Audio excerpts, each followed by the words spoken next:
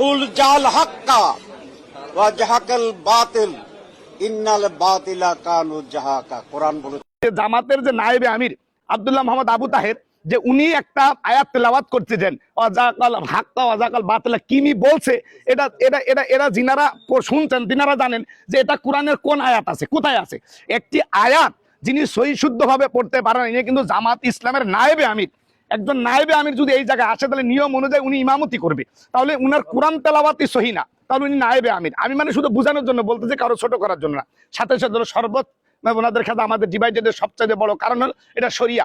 শরিয়াটা কি, যে ওনাদেরকে জিজ্ঞেস করা হয়েছে আপনারা যদি ক্ষমতায় যান, পার্লামেন্ট তৈরি করেন, তাহলে আপনারা কোরআনের শরিয়া ল অনুযায়ী চলবেন কিনা। ওনারা স্পষ্টভাবে আমাদের আমির জানাই দিয়েছে যে না, আমরা ক্ষমতায় গেলে আমরা বর্তমান প্রচলিত আইন আমরা দেশ চালাবো, আমরা শরিয়া ল বাস্তবায়ন করবো না, শরিয়া আইন বাস্তবায়ন করবে না। এর আগে আপনারা দেখছেন যখন নাকি বিএনপির মহাসচিব সাহেব বলছিলেন যে শরিয়া আইন আমরা বিশ্বাস করি না, তখন দেখবেন জামাত ইসলামের থেকে বড় বড় নেতারা ওই ব্যাপারে কঠোর থেকে কঠোর বক্তব্য দিয়েছে এবং তাদেরকে কাফের পর্যন্ত বলেছে, অমুসলিম পর্যন্ত বলেছে।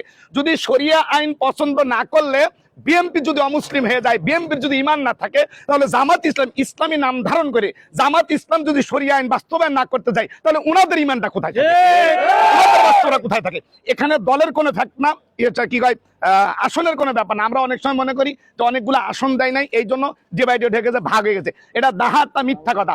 শোনেন, ইসলাম যদি আমরা আসনের জন্য করতাম, আসন যদি আমাদের লোভ থাকতো, তাহলে আমরা ভালো করে জানি যদি আমরা যৌথভাবে নির্বাচন করতাম, তাহলে 20টা 30টা 40টা এমপি হতাম, মন্ত্রী হতাম, 2-4টা মন্ত্রী হতাম। আমরা এখন মন্ত্রী হব না। আমরা ওনারা বলতে যে আমাদের কোনো ভোট নাই, যেমন আপনারা আমাদেরকে আছেন ঝিনাইদাতে, আমাদেরকে একটা জরিপ চালাইছে যে ঝিনাইদাতে 2 আসনে হাত পাকার ভোট আছে 800।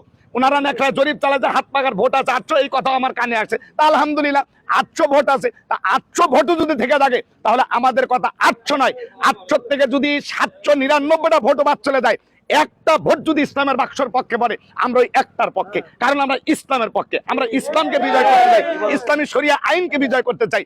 নামাজ যেমন আমার উপর ফরজ, আল্লাহর জমিনে আল্লাহর দিন প্রতিষ্ঠা করা ফরজ।